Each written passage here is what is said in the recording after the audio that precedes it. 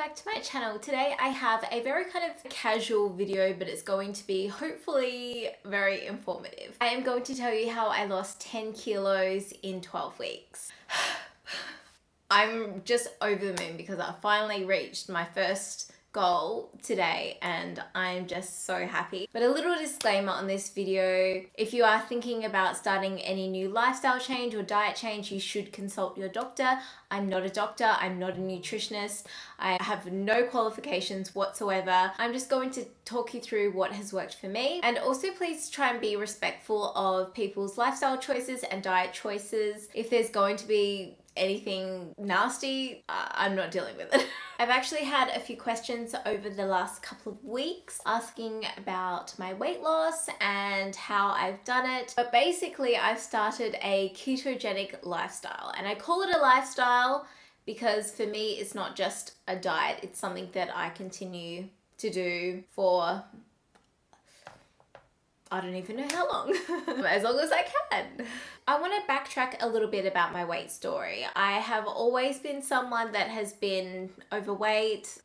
You can't hide the elephant in the room. Like, I've always been someone that has wanted to lose weight. So before I got married, I worked really hard, I ate clean, and I went to the gym, and I think I lost around 18, nearly 20 kilos when I got married, which was an amazing thing. But don't get me wrong, I worked my ass off for it. I do go over that weight loss story a bit in the video that I'll link here. It's about a wedding preparation video. I worked so hard for it, and it was a lot of hard work and a lot of time and energy into, you know, living clean lifestyle and going to the gym and working out and everything. So after I got married, we went on a huge overseas trip, like a 6-week one, came back, and, you know, I put on a couple of kilos and I just didn't feel like going to the gym anymore. I threw myself into YouTube and put that first. Didn't have time to exercise or make meals, and it got to the stage where last year I just completely gave up. I wasn't going to the gym, I wasn't cooking clean meals, we were eating takeout.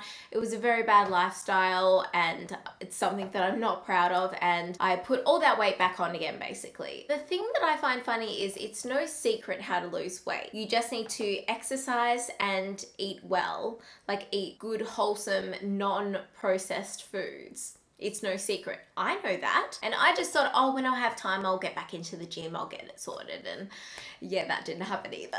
So when I found out that one of my good friends was doing a ketogenic diet, I'm like, what the frick is this? Like, who wants to do that? Who wants to not eat carbs? Who wants to give up this food group? Like, that sounds so silly. And I spent a bit of time with her. Obviously, it was a topic of conversation for not only just between me and her, but between me and a few other people, because we wanted to understand how it worked and everything like that. It was after a few days in Sydney that I spent with my girlfriends, and she was one of them, and I came home and I'm like, you know what? I'm gonna give it a go. I got absolutely nothing to lose but 20 kilos, and I'm gonna give it a go. So I did, and here I am today, 3 months later, really happy with myself. I'm proud of myself, and I feel better, I look better, my energy is better, and I don't get the bloating that I used to get before, and just in general I feel better and I have a more positive outlook in life. So ketogenic diet, what is it? If you haven't heard of it, basically it's a diet where you change the main source of energy in your body from carbohydrates to fat. I know it sounds really scary. I know. Basically you get rid of pretty much all of the carbohydrates and all sugar in your diet. Upon starting on my venture, obviously I leaned on my friend a lot and asked her like a million questions. I also did a bit of research on YouTube, watched heaps of videos, and looked up heaps of different blog posts. I'm gonna have some listed down below, but I did a lot of research to find out what I can eat, what I can't eat, what's best to eat, and everything like that. So what you want to aim for is in your macros, you want to have 5% carbohydrates, 25% protein, and 70% fat. And I know it looks super scary, but you've got to remember that you're taking out the carbohydrates that you'd normally have, which are probably full of sugar anyway, which are turning into fat, and you're replacing it with fats. For me, when when my friend was explaining it, I was just like, how does it work? Like, I want to test my body and see if it can work. After I did a bit of research, I was just so intrigued by it. I'm just like, I need to know if I can make it work, if my body can make it work, because it was kind of like a little test that I wanted to see if I could do it. Because I have mentioned it in passing to a few people and they're like, oh no, it didn't work for me. Some people have mentioned, oh yeah, I know that person and I hadn't seen them in a while and I saw them and they'd lost a crap ton of weight. So you get mixed opinions. This diet or lifestyle isn't for everyone. So you ask, okay, what do you eat, Crystal? So when I started out with a breakfast which had bacon, eggs, asparagus, tomatoes, all cooked in a pan with lots of oil. That to me came up perfectly in my macros. It was 5% carbohydrates, 25% protein, 70% fat. It was the perfect breakfast. And then obviously there's different variations of ways you can cook eggs and bacon and things like that. So then for lunch, I would eat something like my risol recipe, which I'll leave down below. That was something that actually was a little setback for me because I didn't realize how much tomato sauce had sugar in it. And I was putting sauce on my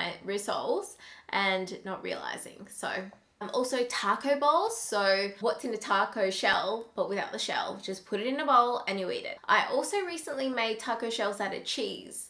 And that was interesting. I make chicken thigh schnitzels and I make them with almond meal instead of breadcrumbs. And then for dinner, I'd have the lunch things. I also have been really loving zoodles, so zucchini noodles with a pasta. And with the pasta, I put in a mince and then a bolognese sauce, but with no added sugar. Make sure you're reading the ingredients on the things that you're buying, if you're not making them yourself, obviously, to see that they have no added sugar.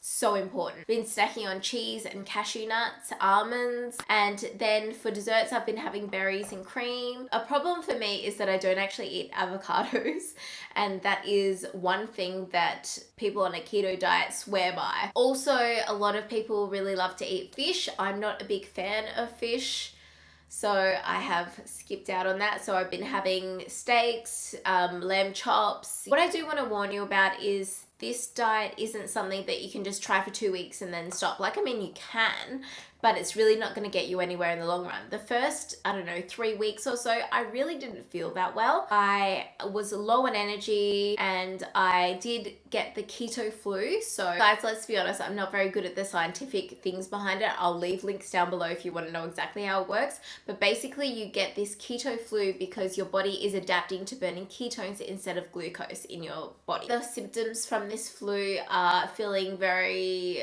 tired, having dizziness, headaches, and feeling like you can't concentrate. They're the main things that I suffered from. There are a few other things that people have mentioned, like sugar cravings, nausea, difficulty getting to sleep, irritability, stomach irritability. I mainly suffered the ones that I mentioned, and to be honest, like it was rough, but you get through that and then you're okay. It was after that I had very low energy for a few weeks and I just felt like laying on the couch and doing nothing because I had literally nothing. I had no energy and I was just walking around the house like but after the first month, I've got to say I have felt really normal, apart from a few headaches, which I don't tend to get that much anymore.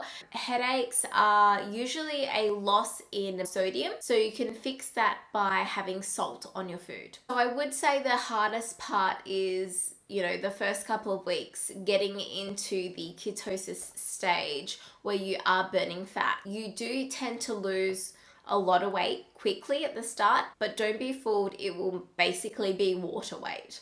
It does encourage you to keep going, and it's definitely something that encouraged me to keep going. So to be honest, I weighed myself earlier this year and I was 80.3 kilos. I was honestly too scared to weigh myself again after that, and then it was 2 days into my keto diet that I weighed myself and I was, I think, 78.7 or something. So I'm using my biggest weight as my starting point, and today I reached 70.3 kilos. My goal is 60 kilos. I'm not sure if I'll get there. I haven't been there before since I was, a teenager. Even with my wedding, I got down to 61 was the least that I got down to. But I feel like it is definitely achievable with this happening after 3 months. I feel like there are some people who say, well, why restrict yourself? You need carbs to live, function, and everything like that. I don't. I'm completely fine. I'm sitting here functioning, talking to you guys. I have loads of energy. I don't get that slump in the day.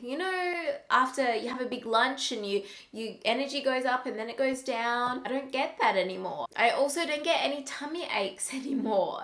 I don't get that bloatedness. That few days that I went to Sydney with my girlfriends, I was so bloated and sore and disgusting, and you know what, that's what made me change my mind. Like, I was so sore and I just had enough. Since cutting out carbs, I don't get that anymore. Let's talk about cheat meals. Actually, I have had a few cheat meals. I haven't been as strong as I had hoped. I have had, I think, 3 or 4 cheat meals. There was a day that I went to the races with Priceline, and there were chips and crumbed fish that I had just in like little trays, and then I was drinking some champagne. Alcohol isn't the best on this diet. If you're going to drink, you want to drink a dry white wine or champagne, or like vodka and soda water. You want to avoid carbs like beer. So I had that, and then there was one day where I came home from work, and it was after a month, I think, and I just had nothing left, and the Bachelor finale, or the night before the finale, was on, and I'm like, I don't care what we eat, just get whatever. And Dean went and got kebabs and chips, and you know what, it set me back a bit, but I didn't like put on weight. It just took a little bit of time to start losing it again, start getting into that fat burning stage. And then I've had like a few cheat meals and here and there and everything like that. But overall, I've lost 10 kilos. I could have lost more in a shorter amount of time, but I'm okay with that. So cheat meals, I know a lot of people don't do them, but for me, I was okay with having like one a month or one every couple of weeks. And I didn't make it a cheat day. It would just be one cheat meal. Actually, there was a cheat day. It was the races day. That was a cheat day.